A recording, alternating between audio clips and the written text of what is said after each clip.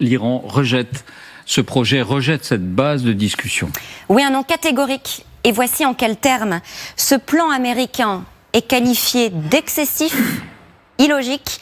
Nous continuerons à nous défendre. C'est un communiqué qui est lu à la télévision d'État. Regardez. Iran will not allow Donald Trump to dictate, of course, the timing of the war's end. Iran, of course, will end the war if at a time of its own choosing. Et dans le même temps, l'Iran fixe ses conditions, son propre plan. Il n'a pas changé depuis 3 semaines. L'arrêt de toutes les frappes, y compris contre le Hezbollah, et un engagement formel à ne plus jamais recommencer la guerre. Le paiement de toutes les destructions en Iran, estimé à au moins 100 milliards de dollars. La reconnaissance de sa souveraineté sur le détroit d'Ormuz. En revanche, c'est à noter, l'Iran ne mentionne plus la fermeture des bases américaines dans la région. Ce rejet n'est pas vraiment une surprise. Depuis hier, le régime affichait la couleur. On a vu fleurir sur les sites d'information liés aux gardiens de la Révolution cette image laissant entendre que Trump mentait en indiquant des discussions en cours. De même, le porte-parole des gardiens de la Révolution avait affirmé à la télévision d'État, tout en ironie, les États-Unis ont atteint le stade où ils négocient avec eux-mêmes. Citons encore l'agence de presse Tasnim avec ce montage. Donald Trump, cheveux ébouriffés, regard abattu, il est qualifié, je cite, de lâche. Alors, dernier mot, avant de commencer des négociations, parfois on fait monter les enchères. Est-ce un non définitif ou bien la porte est-elle entrouverte ? En tout cas, on observe des signaux moins tranchés. Par exemple, ce responsable iranien interrogé par Reuters cet après-midi, après le rejet de ce plan, rien n'est fait, dit-il. Notre première réaction a été un non, mais nous continuons d'examiner la proposition américaine. Nous sommes en train d'étudier les lieux pour une rencontre, indique un autre. De même, du côté des pays médiateurs, nous discutons avec l'Iran, a fait savoir le ministre des Affaires étrangères égyptien il y a un peu moins de 2 heures. Enfin, l'administration Trump, je cite, n'a rien reçu encore, affirme Axios. Autrement dit, la réponse iranienne n'est pas encore parvenue officiellement. Merci Lucille, on attend peut-être dans les minutes qui viennent une conférence, un mot de la Maison-Blanche, la porte-parole de la Maison-Blanche pourrait s'exprimer, on verra ce qu'il en est. Dans l'immédiat, Pierre, comment qualifier ce qui se passe ? Un camouflet pour Donald Trump ? Écoutez, à minima, c'est un camouflet, même si on marche un peu sur des œufs et qu'il faut attendre, comment dirais-je, les heures qui viennent, parce qu'il y a des balais diplomatiques extrêmement intenses depuis plusieurs jours. Lucille a cité un certain nombre de pays, le Pakistan, l'Égypte, la Turquie, les Européens notamment, la France. Donc il y a beaucoup de discussions. Donc attendons de voir, mais en tout cas, au jour d'aujourd'hui, compte tenu des déclarations de Donald Trump, y compris sur le fait que les Iraniens lui auraient fait un superbe cadeau autour du pétrole, on ne sait pas encore très bien ce que c'est, mais enfin bon, visiblement là, le cadeau, il l'a pas tout de suite reçu. Donc c'est un camouflet. Alors en même temps, Trump est Trump, c'est-à-dire que il a toujours fait sur les négociations, même l'année dernière et là au début de l'année, c'est-à-dire qu'il fait des déclarations tonitruantes au démarrage. Les Iraniens répondent en disant mais attendez, on n'a pas commencé à se voir. Voilà. Mais encore une fois, c'est un revers de tennis quand même en pleine poire pour ce président qui pouvait donner le sentiment que tout était réglé, etc. Donc il va falloir gérer ça parce que son ego est quand même quelque chose d'important. Certains observateurs disent que la capture de Maduro, alors ça rentrait dans un projet trumpien sur le Venezuela, mais sur Maduro, c'était dû aussi au fait que Maduro s'était payé la tête de Trump en simulant une danse, en se moquant de Trump, en faisant semblant de danser comme lui, et que apparemment ça l'aurait piqué au vif. Donc voilà, donc avec Trump, il faut s'attendre à tout. Est-ce que les fils vont être recousus ? Mais enfin là, c'est quand même une fin de nous recevoir à ces catégories. Et qui est liée pas seulement aux 15 points, qui sont pas nouveaux en dehors de la réouverture du détroit d'Ormuz. Tous ces points qu'on a vus, c'est ceux qu'on a vus dans les négociations avant la guerre du 28 février, qu'on a vu l'année dernière, qui était en cours quand les Israéliens ont frappé en juin. Le problème, c'est quand même que la présentation était un peu une sorte d'oukase, en disant voilà, vous avez un delta vous avez quelques jours pour accepter ça. Moi, j'ai pas bien compris dans la présentation américaine que c'était une base de discussion. J'ai plutôt perçu quelque chose qui était imposé aux Iraniens. Bon, le problème, c'est que les Iraniens ont pas le sentiment d'avoir perdu et que pour imposer un armistice ou des termes d'armistice ou des cessez-le-feu, il faut être clairement dans le camp des vainqueurs. Et les Américains ne peuvent pas encore s'afficher comme tels, me semble-t-il. Est-ce que vous êtes surprise, Isabelle, non pas par ce dénouement, parce que Pierre a raison d'être prudent, mais par cette réaction iranienne en tout cas? Non, ni par le plan de Trump, ni par la réaction iranienne. Le plan de Trump, hormis que le sort de l'opposition n'y figure pas, sinon il est pas mal. Il permet de régler le problème iranien, de la déstabilisation iranienne dans toute la région. Il est pas mal, mais est-ce qu'il est acceptable pour l'Iran? Alors, il n'est pas plus acceptable. Renoncer définitivement à l'arme nucléaire, Il n'est pas plus acceptable pour l'Iran que le plan iranien n'est acceptable pour les États-Unis. Donc, on arrive évidemment à un non de la part de l'Iran. C'est tout à fait normal. L'Iran aurait pu faire semblant d'accepter sans respecter les termes, entraînant et en se disant on attend les mi-termes, puis après on attend le départ de Donald Trump, comme ils ont toujours fait. Ils savent étirer le temps. C'est un peu à la méthode de Poutine. On négocie pendant des mois, on dit qu'on est d'accord, et puis on fait absolument rien de ce qui se passe. Le problème, c'est que Donald Trump peut revendiquer une victoire militaire. Il peut.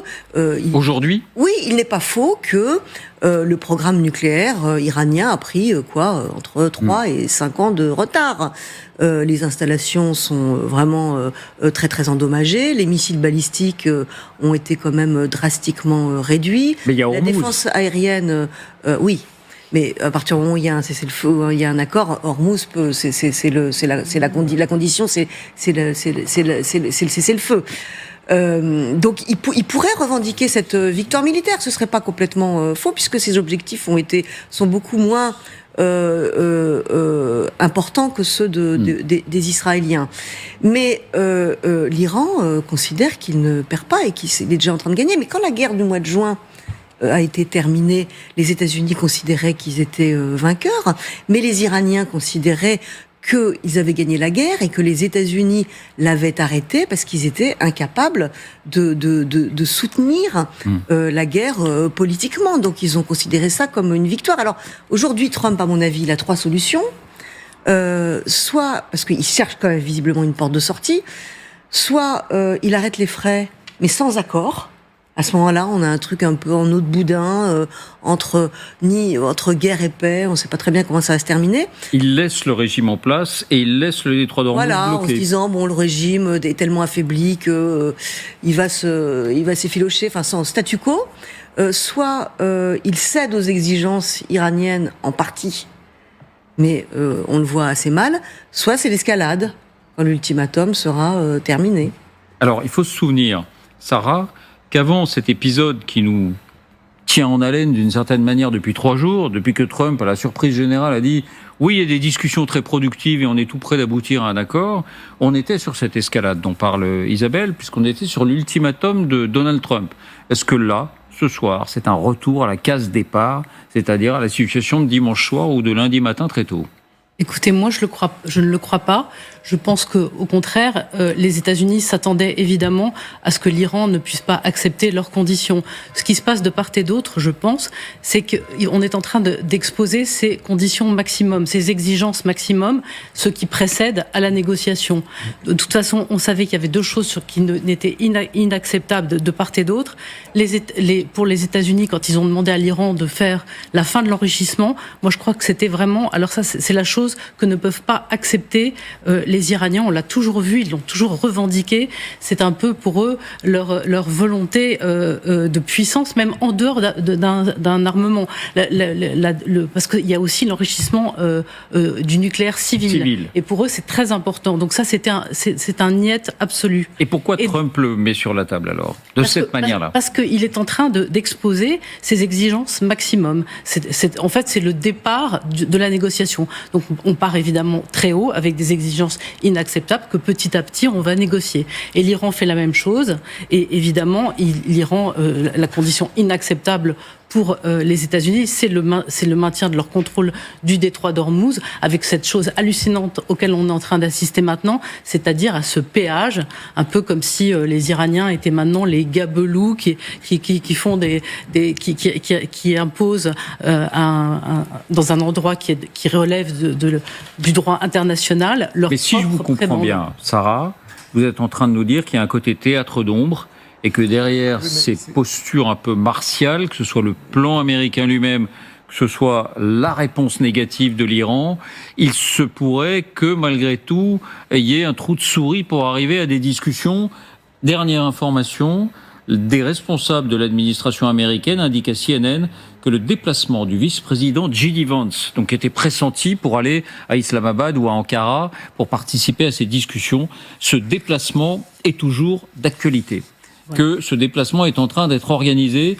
Donald Trump, disent ces sources, devrait faire une annonce urgente ce soir à 19h20, heure de la côte Est. Bon, ça veut dire à minuit, entre minuit et 1h du matin, heure de Paris. Donc pour vous, voilà, il ne faut pas aller trop vite en besogne. Non, je pense que vraiment, là, les équipes sont en place de part et d'autre pour la négociation et qu'on voit qu'elles sont quand même en train de se passer.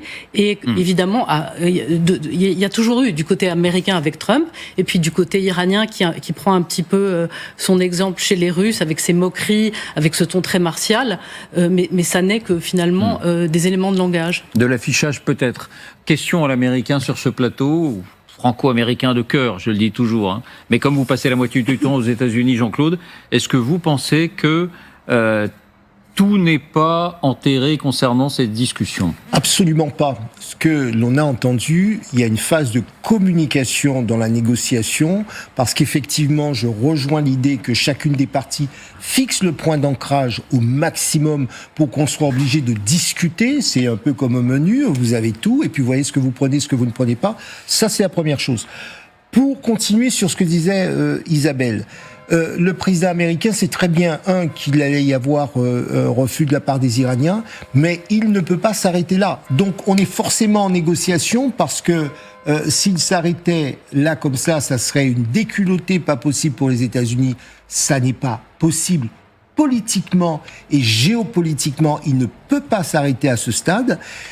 Il va donc continuer, ses équipes vont continuer à négocier. Alors, on disait tout à l'heure, est-ce que la négociation recommence? Non, je crois que la négociation a toujours continué. Il y a un certain nombre de médiateurs. C'est assez classique dans ce type de situation. Alors, vous avez des gens qui ont intérêt, et puis les pays du Golfe ont aussi intérêt à ne pas laisser cette situation s'éterniser, parce il y va aussi de la stabilité de la région. Donc, je pense qu'on est dans le processus de négociation. Les Iraniens montrent en revanche qu'ils sont très forts à une chose. 1, ils ont le temps. 2, ils ont la résilience. Et ils peuvent perdre 50 000 morts. On l'a dit encore il y a 48 heures, ça n'est pas une préoccupation. En revanche, parce qu'ils savent qu'ils ont le temps et parce qu'ils savent qu'ils ont une forme de résilience, eh bien, ils disent à Donald Trump, à vous de voir ce que vous allez lâcher, parce que nous avons la capacité de tenir. Donc, c'est là où il force un petit peu le trait vis-à-vis des Américains. Chacun de vous quatre, avec ses nuances, explique que ce non catégorique iranien, il faut peut-être regarder un peu derrière et que ça peut faire partie d'une sorte de comédie préalable à la négociation. Non, mais pardonnez-moi, David, ça n'est pas une comédie. C'est l'ordre naturel de ce type de négociation. C'est l'art du deal, comme dirait quelqu'un. Oui, vous reprenez l'histoire de la négociation, vous avez toujours une forme d'exagération pour pouvoir montrer un peu ce que vous pesez, et puis après, vous lâchez éventuellement. Eh bien, on a demandé à quelqu'un de nous rejoindre, il va nous dire s'il partage cet avis. Il s'agit d'Antoine Basbous, politologue associé chez Forward Global et directeur d'Observatoire des pays arabes. Antoine était celui qui, avant-hier, ici même, a mis en évidence le rôle du Pakistan et qui nous a dit voilà comment et pourquoi le Pakistan est au cœur de cette tentative de dialogue après 3 semaines de guerre. Bonsoir Antoine, merci d'être avec nous. Merci. Quelle lecture faites-vous de ce non a priori sans appel de Téhéran? Je crois que les Iraniens font monter les enchères. C'est le sens de la négociation, c'est l'art de la négociation, et surtout donner du moral à leurs partisans. On va voir demain sur les réseaux sociaux, dans les journaux qui sont financés par l'Iran, que voilà, l'Iran refuse les conditions américaines, il impose ses conditions, et ça ne veut pas dire que la négociation est terminée, ça veut dire qu'elle va commencer, mais sur d'autres bases. Parce que M. Trump, il y a 2 jours, en lisant ces 15 conditions, on dirait qu'il a plié le match et qu'il est en train d'acheminer l'adversaire pour signer en bas d'une reddition en pur et dur forme. C'est l'impression qu'il avait donnée. Voilà. Mais ce n'était pas le cas. Et les Iraniens ont continué à bombarder, à lancer des missiles, des drones sur leurs voisins, et même à améliorer, disons, à envoyer des missiles de génération plus avancée. Donc, pour vous, le Trump qu'on va voir apparaître tout à l'heure, ce soir, cette nuit, ne sera pas forcément en train de manger son chapeau et pourra nourrir malgré tout un espoir qu'il y ait ce sommet d'Islamabad ou d'Ankara. Honnêtement, chaque jour, nous avons droit à 3 Trump. Au réveil sur Trousse Sociale, à midi une déclaration, le soir une autre, et qui ne sont pas toujours dans le même sens. Donc il est contradictoire. Il n'y a pas d'un vrai décodeur pour comprendre ce que veut dire M. Trump. Je crois qu'il a le souffle court, qu'il a le regard sur les sondages, sur le baril, sur la bourse, et alors que les Iraniens, eux, peuvent mettre des morts sur la place, peuvent sacrifier des gens qui sont envoyés au paradis, alors que M. Trump est pressé. Il a des midterms, il a des élections, et il a des engagements. Il a été élu pour ne pas faire de nouvelles guerres, surtout au Moyen-Orient, et il se retrouve quelque part planté, il se trouve englué dans cette affaire dont il ne peut pas sortir à ces conditions en bluffant. Les Iraniens ne marcheront pas dans ce bluff. Puisque vous parlez de Donald Trump, regardons quand même les derniers sondages. Dernier sondage, Donald Trump, 36% de popularité aujourd'hui. Alors, vu de France, ça pourrait paraître très correct, 36% évidemment. Non, pour lui, c'est un mauvais chiffre. Et surtout, si on regarde ce qu'était cette popularité il y a 2 mois et demi, c'est-à-dire bien avant le début de cette guerre, 42%. Il est en train de perdre des plumes dans cette affaire. Mais la question que je voulais vous poser, Antoine, puisque vous connaissez très bien, ce régime iranien d'une certaine manière, c'est qu'est-ce qui se passe en Iran aujourd'hui ? Est-ce qu'il y a des gens qui ont intérêt, est-ce que le régime aurait un intérêt à arrêter cette guerre parce que malgré nos impressions à nous, journalistes qui allons toujours très vite en besogne, au bout de 3 semaines, si le régime n'est pas complètement en reddition, c'est que la guerre s'enlise. Oui, mais en même temps, la guerre fait très mal à Téhéran. Donc est-ce qu'il y a un intérêt du côté de Téhéran aujourd'hui à stopper la guerre derrière ces affirmations catégoriques? Il faut savoir que les pertes iraniennes sont colossales. En hommes, en dirigeants, en commandants, en infrastructure, en armement, mais il leur reste encore de quoi soutenir cet effort. Mais en même temps, ils sont capables d'encaisser, d'endurer beaucoup plus que les Américains. Les Américains ont déjà 13 morts par rapport à presque 1 mois de bombardement, de campagne très dure. Mais les Iraniens regardent ce qui se passe. Ils voient les Américains envoyer 2000, puis 2000, puis 3000 soldats.